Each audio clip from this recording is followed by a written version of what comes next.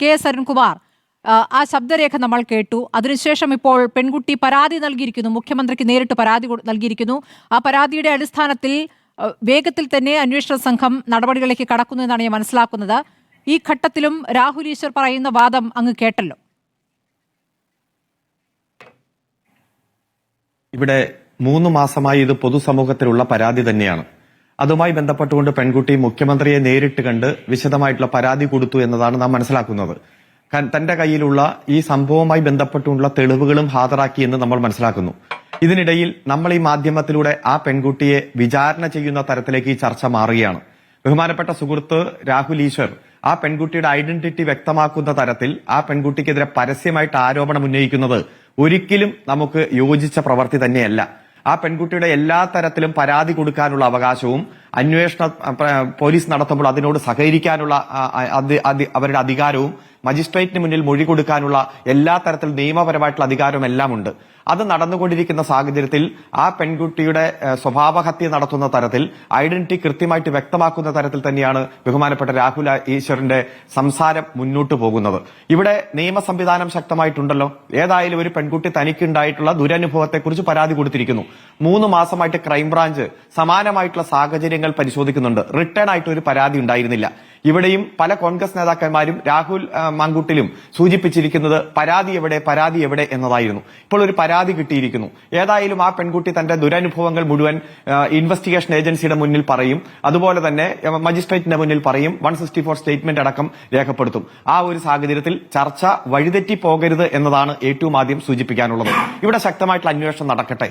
കൃത്യമായി കുറ്റം ചെയ്ത തെളിവുകളുടെ അടിസ്ഥാനം പുറത്തു വന്ന സാഹചര്യം ഒക്കെ പരിശോധിക്കട്ടെ. കുറ്റത്തിന്റെ ഗ്രാവിറ്റി ഒക്കെ പരിശോധിക്കട്ടെ. പരസ്പര സമ്മതമാണോ മറ്റു കാര്യങ്ങൾ ആണോ എന്നൊക്കെ ഇവിടെ പറയുമ്പോഴും ഒരു കുട്ടി മരണപ്പെട്ട അല്ലെങ്കിൽ ഗർഭപാത്രത്തിലെ ഭ്രൂണം നശിപ്പിക്കപ്പെടുന്ന അതിന് സമ്മർദ്ദം ചെലുത്തുന്ന തരത്തിലുള്ള ഓറൽ ആയിട്ടുള്ള തെളിവുകൾ പുറത്തു വന്നിട്ടുണ്ട്. ചാറ്റിംഗ് പുറത്തു വന്നിട്ടുണ്ട്.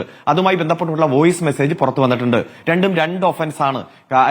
ഒരു പെൺകുട്ടിക്കെതിരായിട്ടുള്ള അതിക്രമത്തിന്റെ ഒഫൻസ് അവിടെ നിൽക്കുന്നു. ഒരു കുട്ടിയുടെ ഒരു ഭ്രൂണം നശിപ്പിക്കുന്ന തരത്തിലുള്ള നിർബന്ധമായിട്ടുള്ള അബോർഷനുമായിട്ടുള്ള ഒഫൻസ് നിൽക്കുന്നു. വളരെ ഗ്രാവിറ്റിയുള്ള ഒഫൻസ് ആണ്. അതുമായി ബന്ധപ്പെട്ടുകൊണ്ട് അന്വേഷണ ഏജൻസികൾ അന്വേഷിക്കട്ടെ എന്നതാണ് ഇപ്പോൾ സൂചിപ്പിക്കാനുള്ളത്. ഇപ്പൊ എന്തുകൊണ്ടാണ് അദ്ദേഹം ഫോൺ ഓഫ് ചെയ്ത് ഓഫീസ് പൂട്ടി ഇറങ്ങിയത്? എന്തുകൊണ്ടാണ് അദ്ദേഹത്തിന്റെ അടുത്ത കൂട്ടുകാരും കൂടെ ഉള്ള ഫോൺ അറ്റൻഡ് ചെയ്യുന്ന സഹപ്രവർത്തകരും ഇപ്പോൾ ഫോൺ ഓഫ് ചെയ്ത് അവർ അവൈലബിൾ അല്ലാതെ മാറിയിരിക്കുന്ന സാഹചര്യം? ഇതെല്ലാം വ്യക്തമാക്കുന്നത് കൃത്യമായി തന്നെ ഇവിടെ ഒഫൻസ് നടത്തിയ ആര്, എന്താണ് ഇതിന്റെ പിന്നിലുള്ള സാഹചര്യം, ഇതെല്ലാം കൃത്യമായിട്ട് വ്യക്തമാണ്. അത് നിയമത്തിന്റേതായിട്ടുള്ള ഒരു വഴിയിലേക്ക് ഇപ്പോൾ വന്നിരിക്കുന്നു. അന്വേഷണം ശക്തമായിട്ട് നടക്കട്ടെ എന്ന് തന്നെയാണ് സൂചിപ്പിക്കാനുള്ളത്. ഇനി പരാതിയില്ല, ആരൊക്കെയാണ് ഇതിന്റെ പിന്നിൽ എന്നൊക്കെ പറഞ്ഞ് വെല്ലുവിളിയും മറ്റു കാര്യങ്ങളെല്ലാം ഉണ്ട്. അദ്ദേഹത്തെ സംരക്ഷിക്കാൻ വേണ്ടി കോൺഗ്രസിന്റെ തന്നെ ഒരു വലിയ നേതൃത്വം പിന്തുണ കൊടുത്ത് ഇറങ്ങുന്ന സാഹചര്യം ഉണ്ടായി. അതുപോലെ തെരഞ്ഞെടുപ്പ് പ്രവർത്തനത്തിലടക്കം സജീവമാകാനും നേതാക്കന്മാരുമായിട്ട് വേദി പങ്കിടാനും ഒരു തരത്തിലുള്ള നിരോധനവുമില്ല എന്ന് കഴിഞ്ഞ 3-4 ദിവസത്തെ പ്രവർത്തനത്തിൽ നിന്ന് നമുക്ക് വ്യക്തമായി. കോൺഗ്രസിന്റെ ഭരണഘടനയ്ക്ക് വിരുദ്ധമായിട്ടാണ് നടപടിയെടുത്തത്. കോൺഗ്രസിന്റെ ഭരണഘടന പ്രകാരം ഇത്തരത്തിൽ ഏതെങ്കിലും ഒരു സസ്പെൻഷൻ നടപടി സ്വീകരിച്ചാൽ പഞ്ചായത്ത് മെമ്പർ സ്ഥാനമാണെങ്കിൽ പോലും അത് രാജിവെക്കണം. നിയമസഭാ അംഗം രാജിവെക്കണം. അത് രാജിവെച്ച് കൃത്യമായിട്ട് AICCക്ക് റിപ്പോർട്ട് ചെയ്യണം. അതാണ് അവരുടെ ഭരണഘടന. ആ ഭരണഘടനയിൽ പറയുന്ന കൃത്യമായിട്ടുള്ള വ്യവസ്ഥകൾക്ക് വിരുദ്ധമായിട്ട് ഞങ്ങൾ നടപടിയെടുത്തു എന്ന രൂപത്തിൽ തന്നെയാണ് കോൺഗ്രസിന്റെ ചില നേതാക്കന്മാർ സൂചിപ്പിച്ചുകൊണ്ടിരിക്കുന്നത്. അത് അവരുടെ ആഭ്യന്തര കാര്യം ആയിക്കോട്ടെ. ഏതായാലും ശക്തമായിട്ടുള്ള അന്വേഷണവുമായിട്ട് ഗവൺമെന്റും പോലീസും മുന്നോട്ട് പോകും. പോലീസിനെ സംബന്ധിച്ചിടത്തോളം ആരെയും സംരക്ഷിക്കേണ്ട കാര്യമില്ല.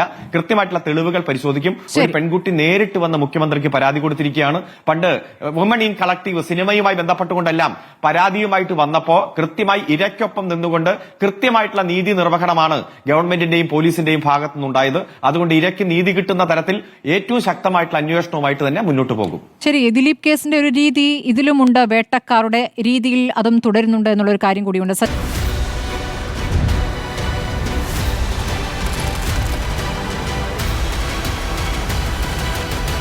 ഡിബേറ്റ് വിത്ത് സ്മൃതി പരുത്തിക്കാട്.